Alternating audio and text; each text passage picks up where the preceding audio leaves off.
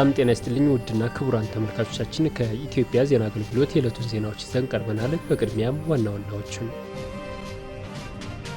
በበጀት ዓመቱ 9 ወራት የኢትዮጵያን ብሔራዊ ጥቅም ያስከበሩ ስኬታማ የዲፕሎማሲ ስራዎች መከናወናቸው ተገለጸ። የኢትዮጵያና አልጄሪያ የሁለትዮሽና ባለብዙ ወገን ዲፕሎማሲያዊ ግንኙነት በተለያዩ የትብብር መስኮች ተጠናክሮ ይቀጥላል። በበጀት ዓመቱ 9 ወራት 1250 ቅድመ አንደኛ ደረጃ ትምህርት ቤቶች መገንባታቸውን የትምህርት ሚኒስቴር ፕሮፌሰር ብርሃኑ ነጋ ተናገሩ። ከሙስና የጸዳና በመልካም ስነ ምግባር የታነጸ ትውልድ በመገንባት ሂደት የሚያበረክቱትን አስተዋጽኦ አጠናክረው እንደሚቀጥሉ የተለያዩ ሃይማኖት አባቶች ገለጹ። ፕሮፌሰር ክንዳያ ገብረ ሕይወት የትምህርት ሚኒስቴር አማካሪ ሚኒስትር ዴኤታ ሆነው ተሾሙ። ዜናዎቹን በዝርዝር እንመለከታለን። ከዜናዎቹ ጋር አህመድ መሐመድ አብሬያችሁ ቆያለሁ።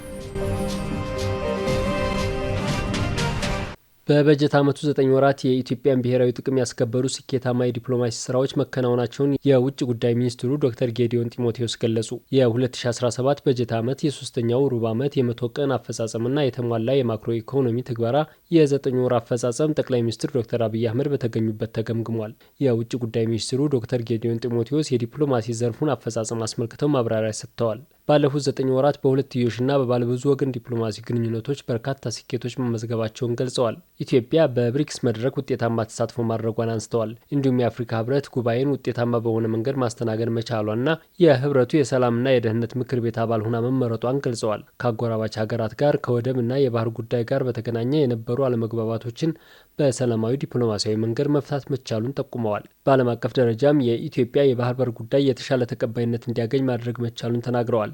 በኢትዮጵያ እየተከናወኑ ያሉ የሪፎርም ስራዎች የኢትዮጵያን አቅምና ተጽዕኖ ፈጣሪነት ይበልጥ እያጎለበቱ መሆናቸውን ገልጸዋል። ኢትዮጵያ በተለይም በኃይል መሰረተ ልማት ቀጠናውን ለማስተሳሰር ሰፋፊ ስራ ማከናወኗን ሚኒስትሩ ጠቅሰዋል። ይህም የኢትዮጵያ ኢኮኖሚያዊ እድገት በኢትዮጵያ ብቻ ሳይታጠር ለቀጠናው አቅም እንደሆነ በተጨባጭ የታየበት መሆኑን አመላክተዋል። በአጠቃላይ በበጀት ዓመቱ 9 ወራት የኢትዮጵያን ብሔራዊ ጥቅም ያስከበሩ ስኬታማ የዲፕሎማሲ ስራዎች መከናወናቸውን ነው ዶክተር ጌዲዮን ያብራሩት። የኢትዮጵያና አልጄሪያ የሁለትዮሽና ባለብዙ ወገን ዲፕሎማሲያዊ ግንኙነት በተለያዩ የትብብር መስኮች ተጠናክሮ እንደሚቀጥል ተነገረ።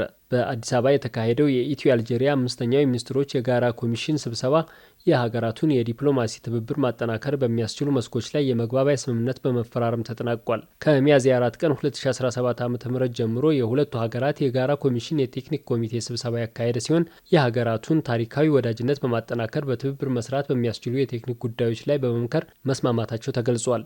በዚህም በንግድና ኢንቨስትመንት፣ በሳይንስና አካዳሚ፣ በኃይልና ማዕድን፣ በጋራ የቢዝነስ ምክር ቤት፣ በግብርና፣ በፈጠራ፣ በስፔስ ሳይንስ፣ በኢኖቬሽንና ቴክኖሎጂ፣ በጤናና ፋርማሲውቲካል ኢንዱስትሪ፣ በባህልና ስፖርት መስኮች የኢትዮ አልጄሪያን ታሪካዊ የዲፕሎማሲ ትብብር ማጠናከር በሚቻልባቸው ጉዳዮች ላይ የመግባቢያ ስምምነት ተፈራርመዋል። በዚሁ ጊዜ የውጭ ጉዳይ ሚኒስትር ዶክተር ጌዲዮን ጢሞቴዎስ ኢትዮጵያና አልጄሪያ በሁለትዮሽና ባለብዙ ወገን የዲፕሎማሲ ትብብር ታሪካዊ ወዳጅነት ያላቸው ሀገራት ናቸው ብለዋል። የኢትዮ አልጄሪያ ሁለንተናዊ የዲፕሎማሲ ትብብርም ከሀገራቱ ታሪካዊ ወዳጅነት ትስስር የሚቀዳ ተምሳሌታዊ ግንኙነት መሆኑን አንስተዋል። በቀጣይም ኢትዮጵያ ከአልጄሪያ ጋር ያላትን ታሪካዊ የዲፕሎማሲ ትብብር በግብርና፣ በሳይንስና ቴክኖሎጂ፣ በንግድና ኢንቨስትመንት እንዲሁም በማህበራዊና ኢኮኖሚ መስኮች በትብብር ለመስራት ቁርጠኛ መሆኗን ገልጸዋል። የአልጄሪያ ውጭ ጉዳይ ሚኒስትር አህመድ አታፍ በበኩላቸው እንደገለጹት ሀገራቱ በፓን አፍሪካኒዝም መርህ የማህበራዊና ኢኮኖሚያዊ ዲፕሎማሲያዊ ግንኙነት ለማስቀጠል በትብብር ጠንክረው ይሰራሉ። ኢትዮጵያና አልጄሪያ በሁለትዮሽና ባለብዙ ወገን ዲፕሎማሲ የአፍሪካን የፖለቲካ አንድነትና የኢኮኖሚ ውህደት ለማሳለጥ በከፍተኛ ኃላፊነት እንደሚሰሩ ገልጸዋል።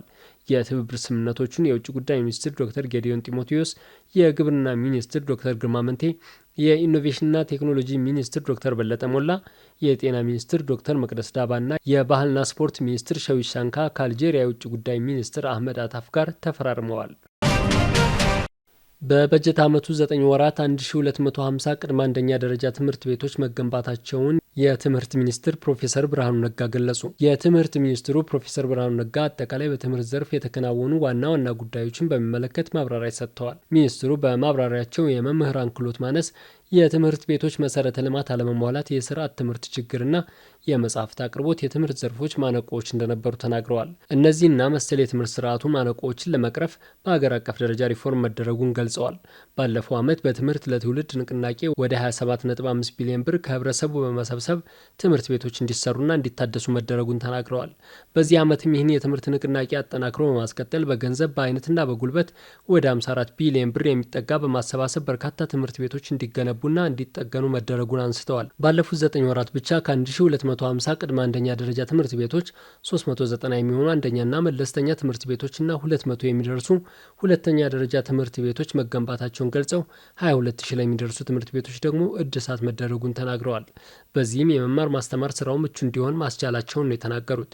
ከዚህ በፊት በከተማ ብቻ ይታወቅ የነበረው የቅድመ አንደኛ ደረጃ ትምህርት ቤቶች አሁን ላይ ወደ ሁሉም የሀገሪቱ አካባቢዎች እንዲዳረሱ እየተደረገ መሆኑን ገልጸዋል። የከፍተኛ ትምህርት ተቋማትን የእውነት ማፈላለጊያ ተቋማት ለማድረግ በተሰሩ ስራዎች ለውጦች መመዝገባቸውን ገልጸዋል። በሚቀጥለው ዓመት 10 ዩኒቨርሲቲዎች ወደ ራስ ገዝነት ለማሸጋገር መታሰቡን ተናግረዋል።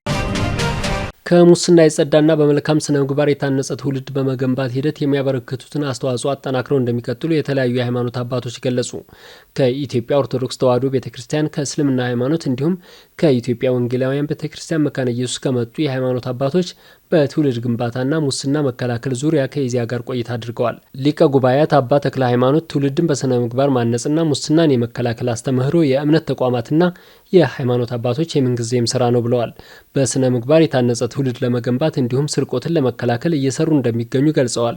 የትምህርት ተቋማት በስነ ምግባር የታነጸ ትውልድ በመገንባት የሙስና መከላከል ስራን ውጤታማ ለማድረግ ሚናቸው ከፍተኛ መሆኑን ተናግረዋል። የእስልምና ሃይማኖት መምህር ሼህ አብዱ ሰይድ መሐመድ በበኩላቸው የሰው ልጅ ኑሮውን በወዙና በራሱ ጥረት መምራት እንዳለበት የሁሉም ሃይማኖት አስተምህሮና ምክር መሆኑን ገልጸዋል። በእስልምና ሃይማኖት አስተምህሮ ነፍሱ ሁሉ በሰራቸው ስራ ትያዛለች ያሉ ሼህ አብዱ በዚህም በትውልድ ግንባታና ሙስና መከላከል ላይ የእምነት ተቋማት አስተምህሮ ወሳኝ መሆኑን አስገንዝበዋል።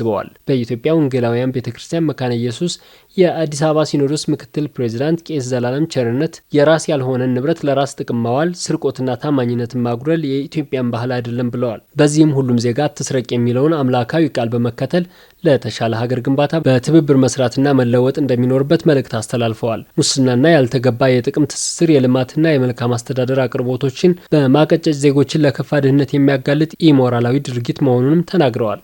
የመንግስትና የግል ተቋማት የሚመሩበት የአሰራር ስርዓት እንዳላቸው ሁሉ የእምነት ተቋማትም የሚመሩበት የህይወት ምንጭ የሆኑ ቅዱሳት መጻሕፍት መኖራቸውን አንስተዋል። በቀጣይም በየእምነት ተቋማት ሃይማኖታዊ አስተምህሮአቸውን በሙስና መከላከል ላይ ትምህርት በመስጠት በበጎ ስነ ምግባር የታነጸ ትውልድ ለመገንባት የበኩላቸውን ሚና እንደሚወጡ አረጋግጠዋል።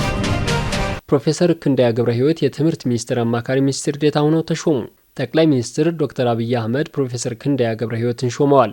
በዚህም መሰረት ከሚያዝያ 6 ቀን 2017 ዓ.ም ጀምሮ ፕሮፌሰር ክንደያ ገብረ ሕይወት የትምህርት ሚኒስቴር አማካሪ ሚኒስትር ዴኤታ ሆነው ተሾመዋል።